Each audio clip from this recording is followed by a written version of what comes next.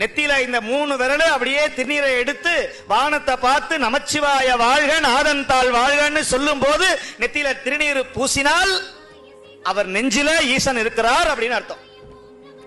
இது வாழும்போது சைவனா இருப்பது. அதற்கு குருநாதருடைய அருள் வேணும். இதுவும் முடியல அப்படின்னு சொன்னா நம்ம உடம்புல இருந்து உயிர் பிரிகிற வரையுமாவது அப்பொழுதாவது திருநீரை பூசி சிவநாமத்தை சொல்லி ஒரு நாளாவது ஒரு வேளையாவது சிவனுக்கு அடிமை யார் செய்கிறார்களோ அவர்களை ஈசன் கைவிட்டதாக வரலாறு கிடையாது, சரித்திரம் கிடையாது. இப்படிலாம் சொல்றீங்களே, இதெல்லாம் உண்மையா அப்படின்னு நிறைய பேர் கேட்கறாங்க.